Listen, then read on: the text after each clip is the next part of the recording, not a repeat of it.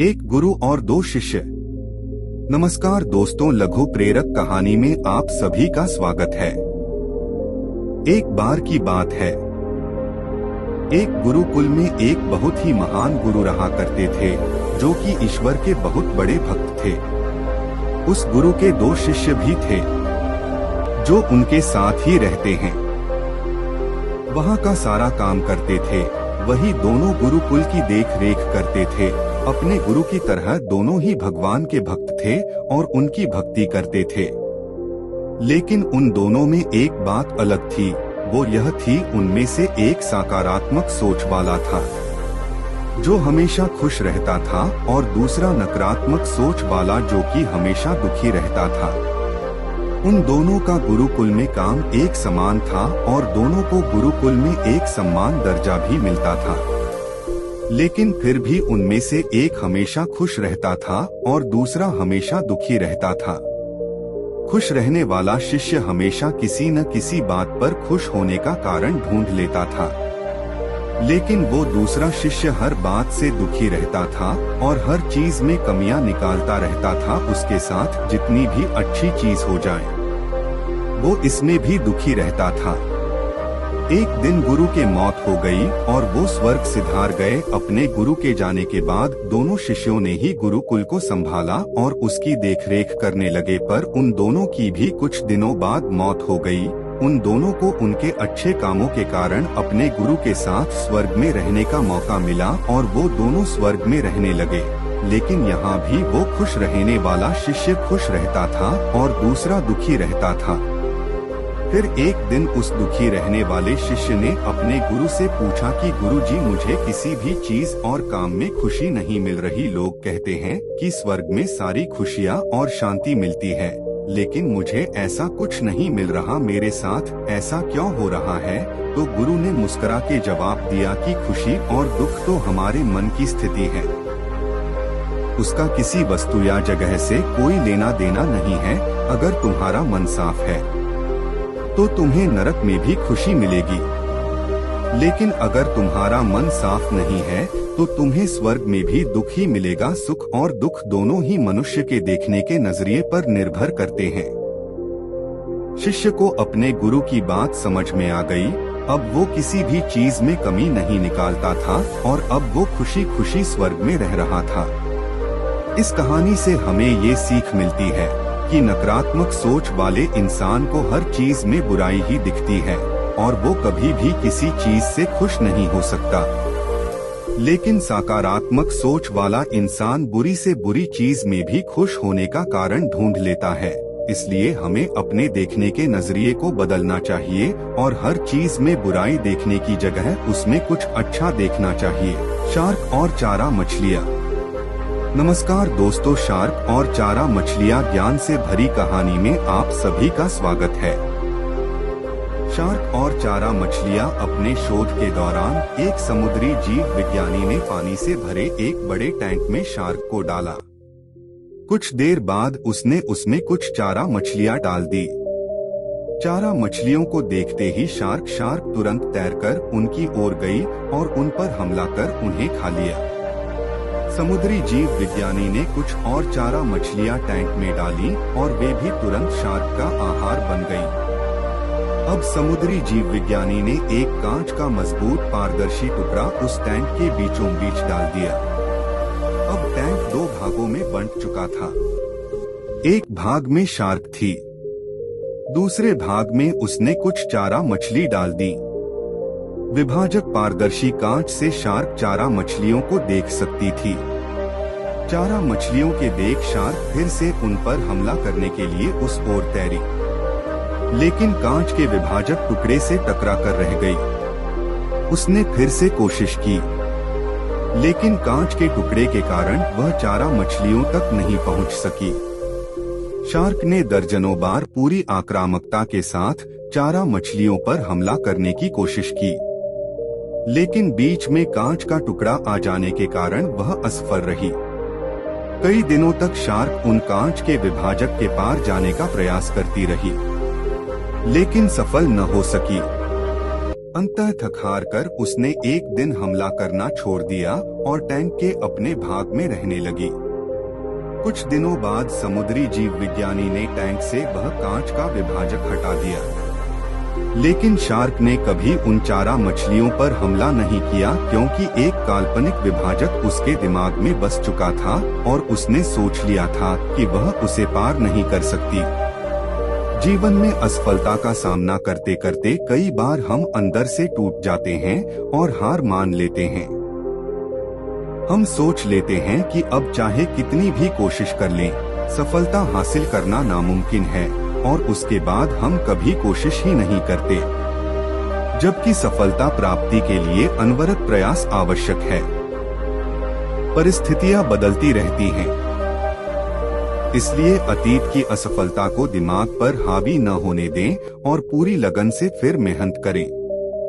सफलता आपके कदम चूमेगी। हाथी और रस्सी की कहानी। नमस्कार दोस्तों, लघु प्रेरक कहानी में आप सभी का स्वागत है। एक बार की बात है, एक आदमी अपने काम से कहीं जा रहा था। रास्ते में उसने एक हाथी को एक पतली रस्सी से बंधा हुआ देखा। हाथी को बंधा हुआ देखकर वो आदमी सोच में पड़ गया।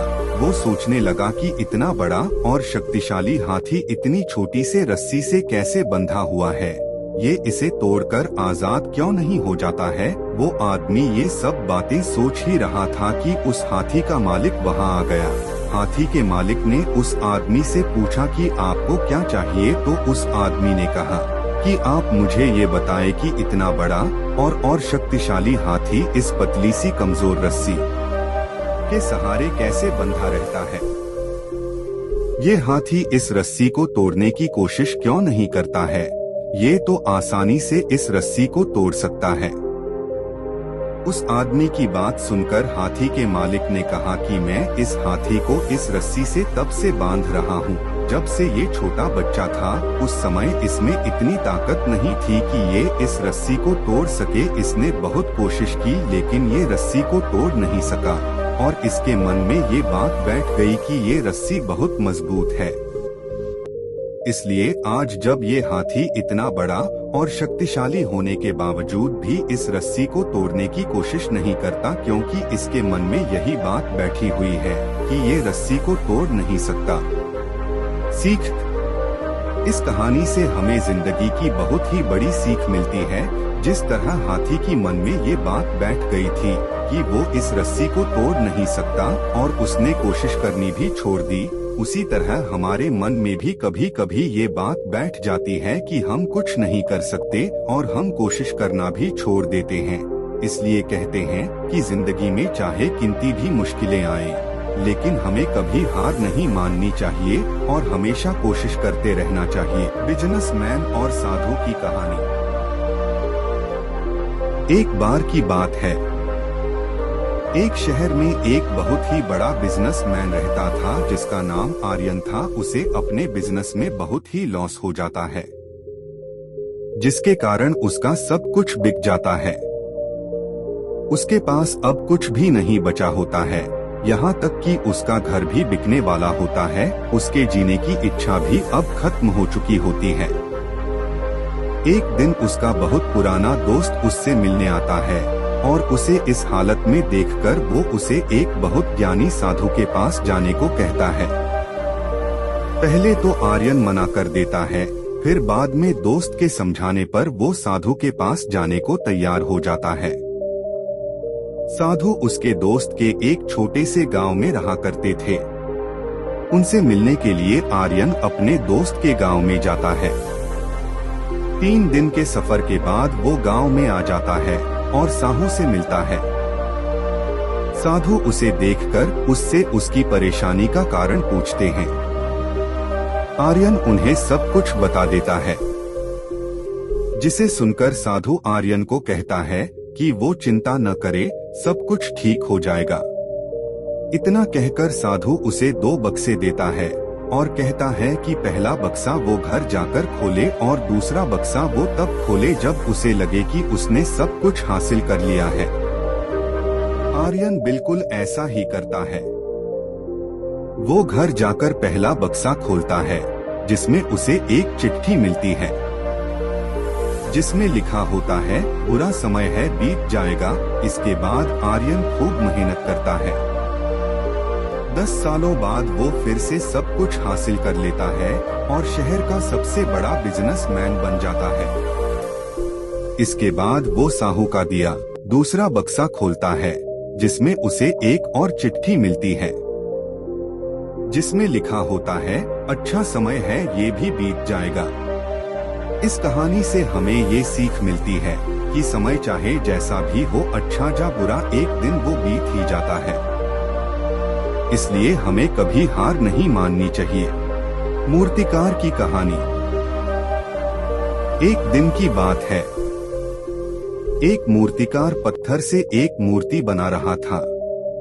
वो पत्थर को लगातार हथौड़े से मार रहा था। तभी अचानक उस पत्थर से आवाज आई कि मुझे मत मारो, मुझे बहुत दर्द हो रहा है। ये सुनकर मूर्तिकार बहुत हैरान हो गया। उसने उस पत्थर को वहीं छोड़ दिया, किसी दूसरे पत्थर पे काम करने लगा।